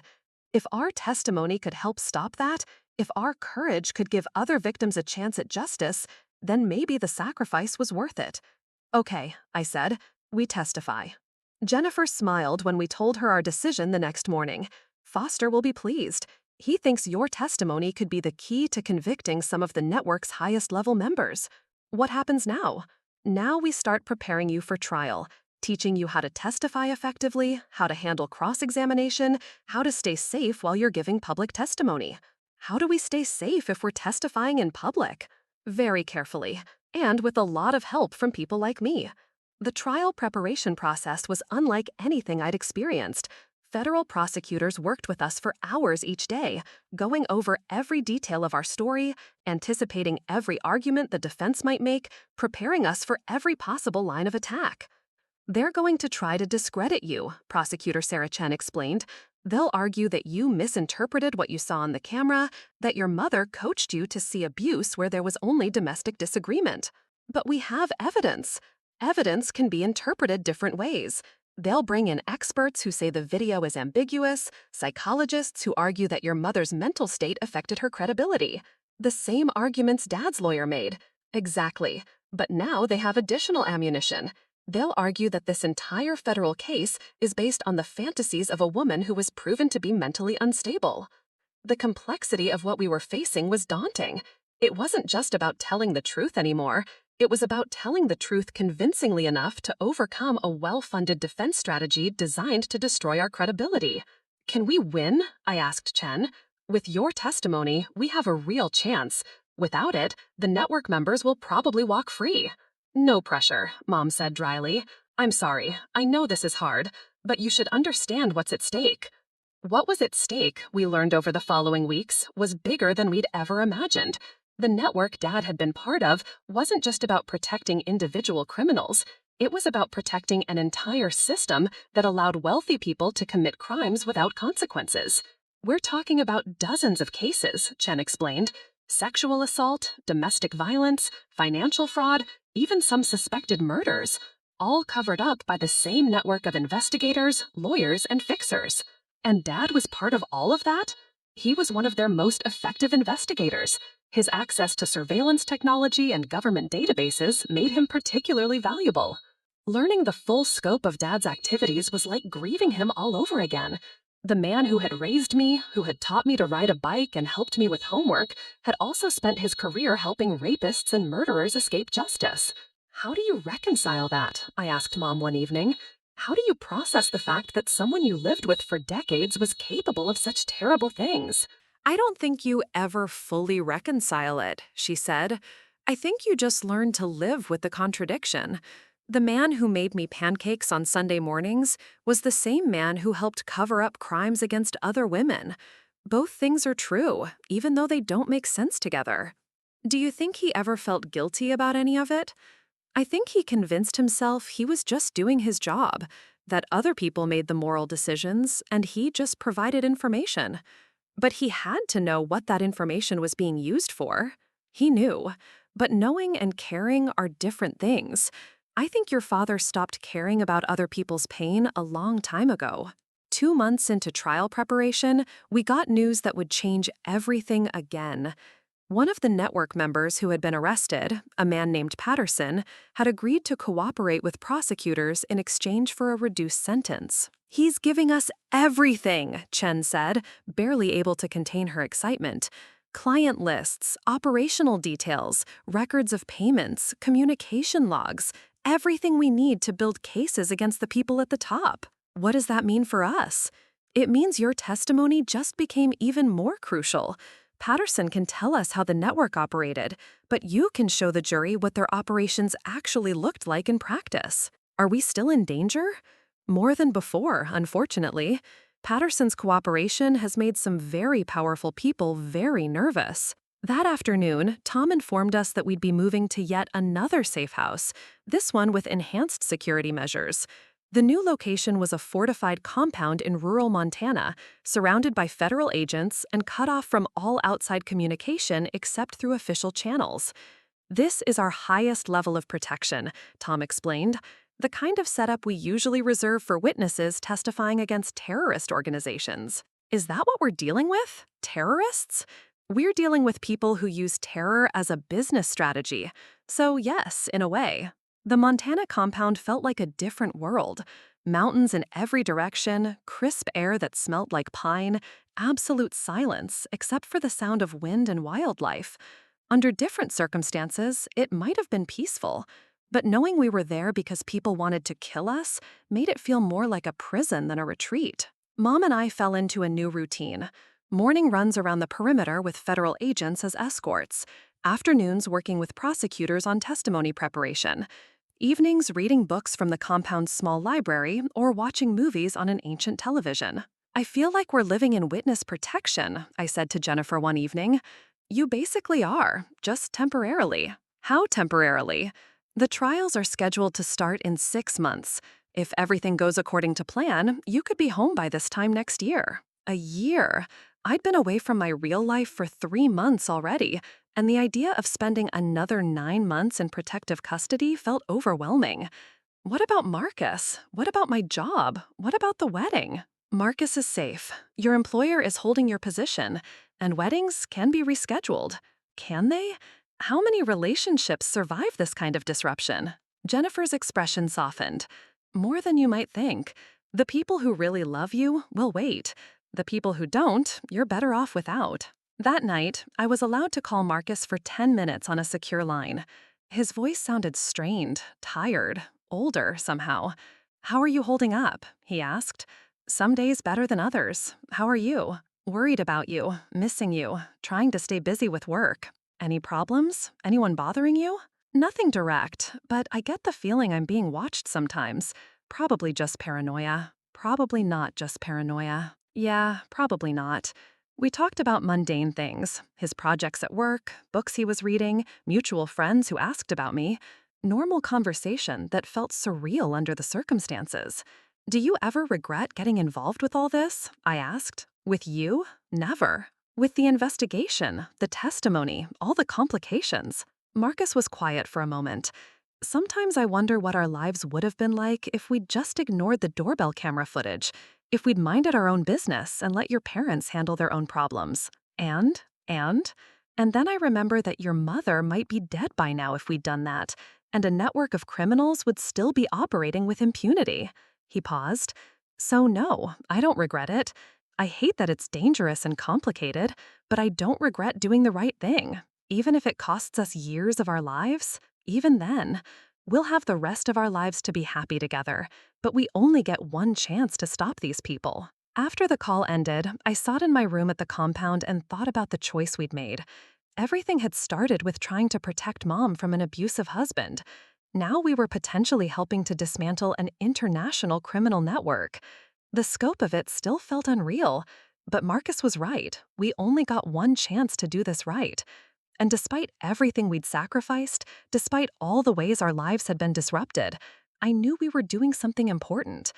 The question was whether we'd survive long enough to see it through. The federal courthouse in Denver looked like a fortress, surrounded by barricades and armed marshals. After 8 months in protective custody, stepping into that building felt like entering another world entirely. The marble floors echoed with footsteps, the high ceilings amplified every whisper, and the weight of what we were about to do pressed down on my shoulders like a physical force. Mom and I had been transported from the Montana compound in separate armored vehicles, following routes that had been planned and replanned to avoid any possibility of ambush. Jennifer and Tom flanked us as we walked through the courthouse hallways, their eyes constantly scanning for threats that I hoped existed only in their training manuals. "You're ready for this?" Prosecutor Sarah Chen asked as we settled into a secure conference room adjacent to the main courtroom. I wasn't ready. After months of preparation, hours of mock testimony, countless rehearsals of every possible question and answer, I still felt completely unprepared for what was about to happen. But ready or not, it was time. The defendants sat at 3 separate tables with their high-powered legal teams. Patterson, the cooperating witness, would testify first, laying out the structure and operations of the network. Then Mom would take the stand to describe Dad's role and the intimidation campaign that had followed his conviction. Finally, I would testify about discovering the abuse and the subsequent threats. "Remember," Chen said, "tell the truth simply and directly. Don't elaborate unless they ask for elaboration. If you don't remember something, say you don't remember. If you don't know something, say you don't know." The courtroom was packed with reporters, law enforcement officials, and family members of other victims who had been identified during the investigation. Seeing their faces reminded me that this wasn't just about our family anymore. It was about dozens of women who had been silenced, dozens of crimes that had been covered up, dozens of opportunities for justice that had been stolen. Patterson took the stand first, and his testimony was devastating. He described in clinical detail how the network operated: the initial consultation with clients facing accusations, the systematic investigation of accusers and their families, the careful application of pressure designed to make problems disappear. "We called it reputation insurance," he said, his voice steady and matter-of-fact. "Wealthy individuals would pay retainer fees, and in exchange, we would handle any situations that threatened their public image or legal standing." "What kinds of situations?" Chen asked. "Sexual assault allegations, domestic violence charges, financial improprieties, professional misconduct, anything that could damage their careers or social standing." "And how did you handle these situations?" "We investigated everyone involved in making the accusations. We looked for financial vulnerabilities, personal secrets, professional weaknesses, family problems, anything that could be used as leverage." "Leverage for what purpose?" "To convince them to withdraw their complaints, to discredit their testimony, or to prevent them from coming forward in the first place." Patterson's testimony continued for 3 days, during which he systematically dismantled any illusion that the network's activities had been anything other than criminal obstruction of justice. He described payoffs to silence victims, threats against family members, manufactured evidence to discredit accusers, and coordinated media campaigns to destroy reputations. The defense attorneys tried to portray him as a disgruntled former employee seeking revenge. But Patterson's testimony was corroborated by thousands of documents, recorded conversations, and financial records that painted a clear picture of organized criminal activity. When Mom took the stand, the atmosphere in the courtroom shifted. She was no longer the terrified woman who had hidden abuse for decades. Months of therapy and the knowledge that she was helping other victims had transformed her into someone stronger, more confident, more determined. Chen walked her through Dad's background in corporate security, his access to surveillance technology and government databases, and his gradual involvement with the network over the course of his career. Did your husband ever discuss his work with you? Chen asked. Not in detail, but I knew he was involved in investigating people who made accusations against his clients. He would sometimes receive urgent calls at odd hours, and he would work on what he called sensitive projects that required complete confidentiality. Did you understand what these sensitive projects involved? I understood that they involved making problems go away for wealthy people. I didn't understand the specific methods until much later. When did you first realize that your husband's work might involve illegal activities? Mom paused, gathering herself. When I started planning to leave him and sought help from the crisis center, the counselor there mentioned that abusers often have professional skills that make them particularly dangerous. She asked about his work, and when I described it, she became very concerned. What did she tell you? She said that people with access to surveillance technology and investigation databases could make it almost impossible for victims to escape safely. She said that if my husband was using his professional resources to control me, there might be other victims in similar situations. The defense cross-examination was brutal. Dad's former attorney, now representing one of the network members, tried to portray Mom as a mentally unstable woman whose delusions had sparked a federal investigation based on nothing more than paranoid fantasies. Mrs. Crawford, isn't it true that you were diagnosed with anxiety and depression? Yes. And isn't it true that you were prescribed medication for these conditions? Yes. Did you always take this medication as prescribed? No, my husband sometimes altered my medication without my knowledge. Altered how? He would increase the dosages or change the pills entirely. When I asked my doctor about side effects, she said I wasn't experiencing anything consistent with my prescribed medication. Do you have proof that your husband tampered with your medication? The crisis center arranged for blood tests that showed medications in my system that I had never been prescribed. When were these tests conducted? 3 months before my husband's arrest. 3 months before you accused him of domestic violence? 3 months before I finally found the courage to report domestic violence that had been occurring for decades. The attorney's strategy was obvious. Create doubt about Mom's mental state and timeline of events, suggest that her accusations were the product of paranoid delusions rather than systematic abuse. But Mom's calm, consistent responses and the documentary evidence supporting her claims made the attack largely ineffective. When my turn came to testify, I felt strangely calm. Months of preparation had made the process feel almost routine. Chen walked me through discovering the doorbell camera footage, confronting my parents, and the escalating threats that had followed Dad's conviction. What was your initial reaction to seeing the footage of your father striking your mother? Shock, but also recognition. It explained things I'd observed throughout my childhood but hadn't understood. What kinds of things? My mother's careful behavior around my father, the way she always seemed to be managing his moods, the frequent moves we made when I was young, the isolation from extended family and close friends. Did you initially believe your mother's explanations for the incidents you witnessed? I wanted to believe them, but the pattern was too clear, too consistent, and when I reviewed weeks of footage, I found multiple incidents that couldn't be explained as accidents or misunderstandings. What happened when you confronted your parents about the footage? My father attempted to convince me that my mother was mentally ill and that he was trying to help her during psychological episodes. My mother revealed that she had been working with a crisis center for 3 years, planning to leave safely. The defense cross-examination focused on my emotional state and potential bias in interpreting the video evidence. Miss Crawford, isn't it true that you were planning your wedding during this time period? Yes. Were you experiencing stress related to wedding planning? Some, but nothing unusual. Isn't it possible that this stress affected your perception of what you saw in the video footage? No. The footage shows clear instances of physical violence. There's no ambiguity about what happened. But you're not a trained professional in analyzing video evidence, are you? I didn't need professional training to recognize my father hitting my mother. Could these incidents have been something other than abuse? Could they have been attempts to restrain someone who was having a mental health crisis? No, my mother wasn't having mental health crises. She was being systematically abused by someone who had the professional skills to cover it up and discredit her if she tried to report it. The trials lasted 6 months. During that time, we remained in protective custody, following the proceedings through secure video feeds when we weren't testifying and receiving daily updates from Chen and her team. Other victims began coming forward as news of the trials spread. Women who had been silenced by the network years earlier found the courage to speak out, knowing that the organization that had threatened them was finally being dismantled. The evidence was overwhelming. Patterson's testimony, supported by thousands of documents and corroborated by multiple victims, painted a clear picture of a criminal enterprise that had operated with impunity for over a decade. In the end, all 3 defendants were convicted on multiple federal charges, including conspiracy, obstruction of justice, witness intimidation, and racketeering. The sentences ranged from 15 to 25 years in federal prison, but the convictions were just the beginning.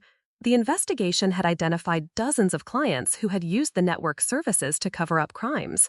Many of those cases were reopened, leading to new charges and new opportunities for victims to seek justice. Dad's role in the network earned him additional federal charges. His state sentence was enhanced, and he would likely spend the rest of his life in prison. "It's over," Chen told us after the last verdict was read. "You can go home." Home? After 10 months in protective custody, the concept felt almost foreign. We'd been living in safe houses for so long that normal life seemed like something from another person's experience. The transition back to the real world was harder than I'd expected. Everything looked the same, but I felt fundamentally changed by what we'd been through. The apartment I'd shared with Marcus, the job I'd put on hold, the friends who had tried to stay in touch during my absence, nothing fit quite the same way anymore. Marcus had waited, just as he'd promised, but our relationship required rebuilding from the ground up. We'd been apart for nearly a year, communicating only through monitored phone calls and supervised visits. The intimacy and trust we'd built over years together had to be reconstructed piece by piece. "It's like learning to be together again," he said one evening as we sat in our living room trying to find our rhythm as a couple. "Are you okay with that? With having to start over?" "I'm okay with whatever it takes, but I need to know that you're okay with it too, that you want to rebuild this with me." I did want to rebuild with him, but I also needed time to figure out who I was after everything that had happened. The woman who had moved back to help her aging parents was gone, replaced by someone who had testified in federal court against international criminals. Mom was going through her own process of rediscovering herself. She'd spent decades defining herself in relation to Dad's needs and moods. Learning to make decisions based on her own preferences was a daily challenge. "I stood in the grocery store for 20 minutes yesterday trying to decide what kind of cereal to buy," she told me during one of our weekly dinners.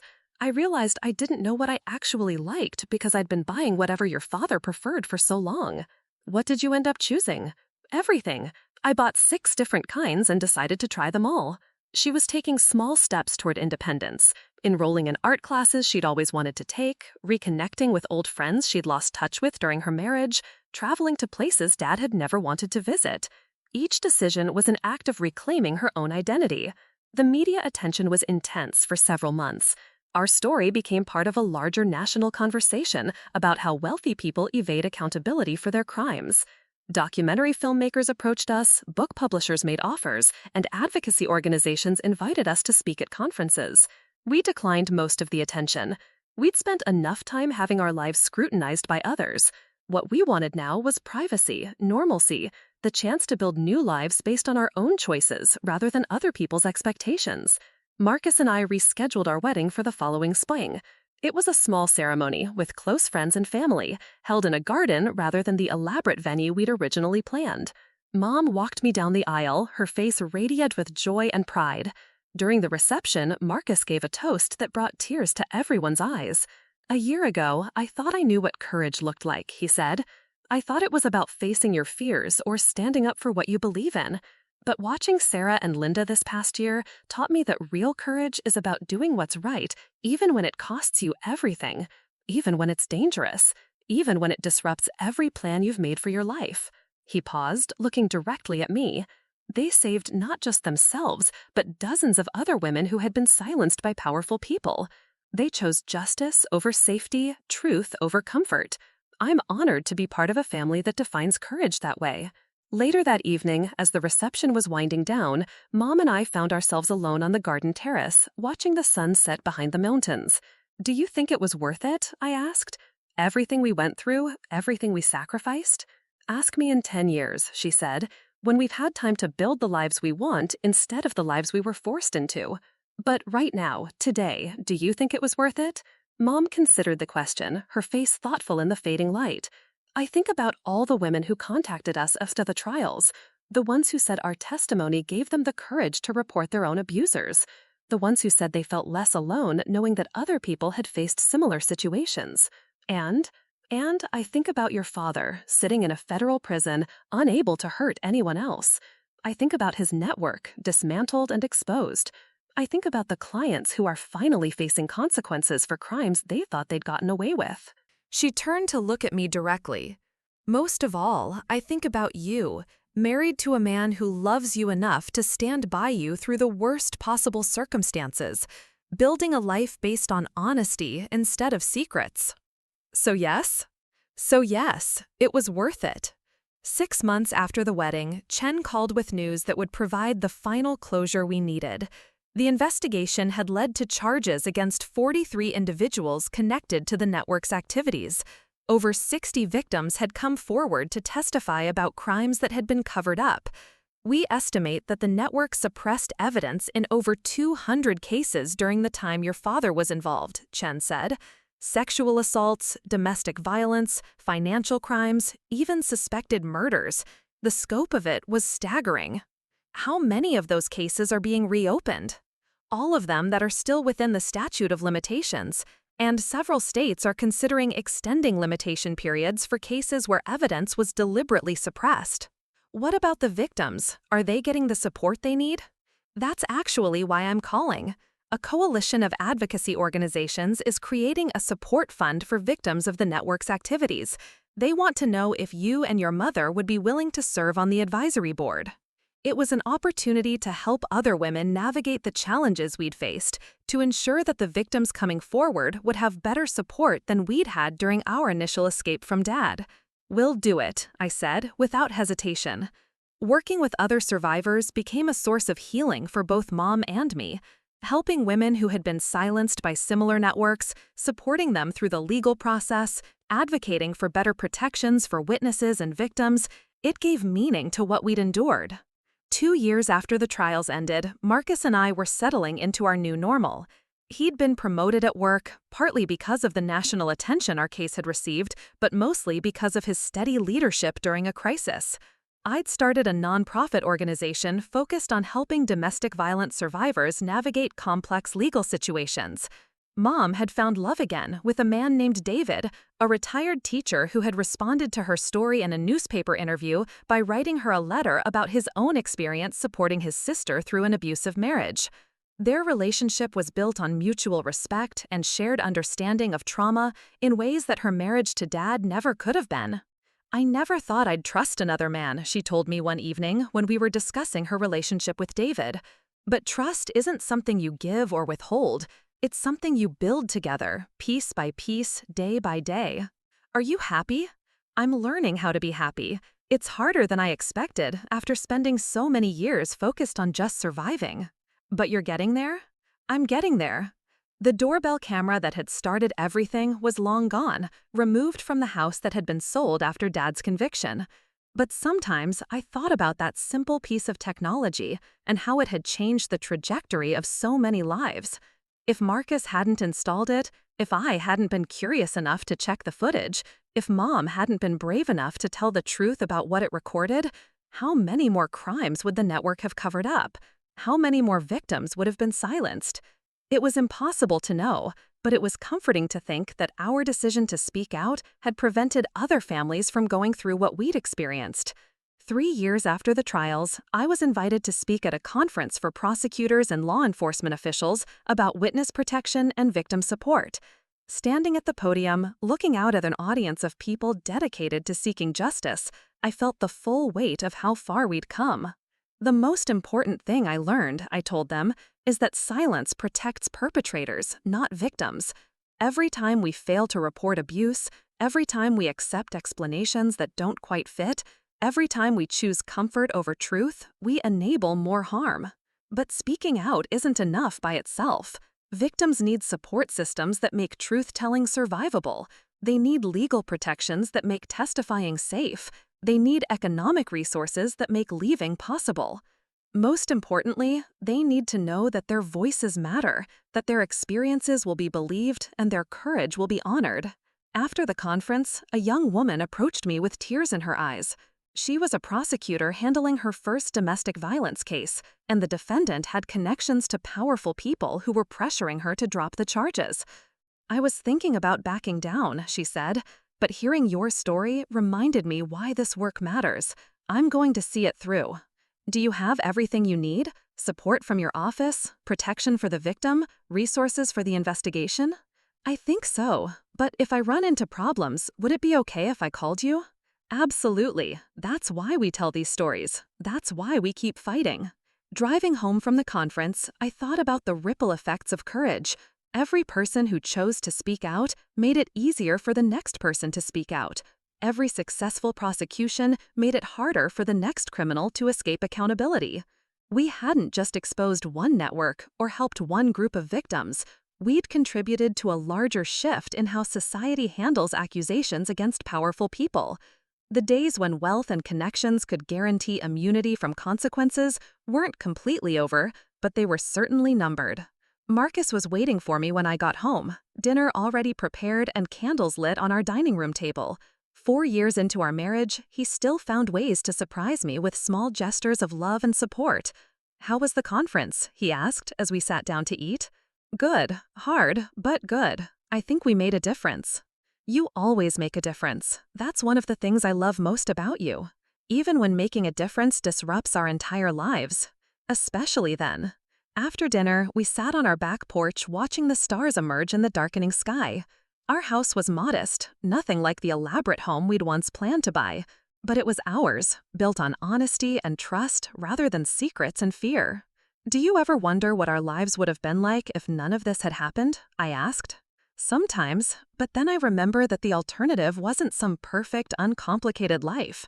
The alternative was your mother staying trapped in an abusive marriage and a criminal network continuing to operate with impunity. I mean, what if we'd never installed the doorbell camera in the first place?" Marcus considered this. "Then your father would probably still be hurting your mother. The network would probably still be silencing victims, and we'd be building our life on a foundation of willful ignorance. Would that have been so terrible? For us, maybe not in the short term, but for your mother, for all the other victims, for the principle that justice should apply to everyone regardless of their wealth or connections?" He shook his head. Yes, it would have been terrible. He was right, of course. The life we'd built was harder than the one we'd originally planned, but it was also more meaningful. We'd learned that love wasn't just about being happy together. It was about being willing to face difficult truths together, to sacrifice comfort for integrity, to support each other through whatever challenges arose. Mom called the next morning with news that one of the network's former clients, a prominent businessman who had escaped prosecution due to statute of limitations issues, had been arrested on new charges. A victim who had been silenced by the network 15 years earlier had finally found the courage to come forward after learning about our case. "It's still happening," Mom said, excitement clear in her voice. "Women are still finding their voices because of what we started." How does that make you feel? Like everything we went through was worth it. Like your father's victims are finally getting justice. Like the world is becoming a little bit safer for women who need to speak difficult truths. That afternoon, I got a text message from Jennifer, my former marshal. She'd been assigned to protect other witnesses, but we'd stayed in touch over the years. "Saw the news about the businessman's arrest. Another victory for truth and justice. Hope you're well and happy." I was well. I was happy. Not in the simple, uncomplicated way I'd once imagined happiness, but in a deeper, more resilient way that came from knowing we'd faced the worst possible circumstances and emerged stronger. The doorbell camera had recorded 9 seconds of violence. Those 9 seconds had led to federal trials, dozens of convictions, and countless opportunities for victims to reclaim their voices. Sometimes the smallest actions have the biggest consequences. Sometimes it's about installing a security camera to make your fiancé feel better. Sometimes it's about checking footage you weren't supposed to see. Sometimes it's about refusing to accept explanations that don't quite fit. And sometimes it's about testifying in federal court against international criminals, spending months in protective custody, and rebuilding your entire life from the ground up. but it's always about choosing truth over comfort, justice over safety, and other people's well-being over your own convenience. Looking back, I wouldn't change anything we did. The price was high, but the alternative was allowing evil to continue unchecked, and that wasn't a price we were willing to pay. The doorbell camera was gone, but its legacy lived on in every victim who found the courage to speak out, every prosecutor who refused to be intimidated, and every family that chose honesty over secrets. That was worth everything we'd sacrificed, and more. Up next, you've got 2 more standout stories right on your screen. If this one hit the mark, you won't want to pass these up. Just click and check them out.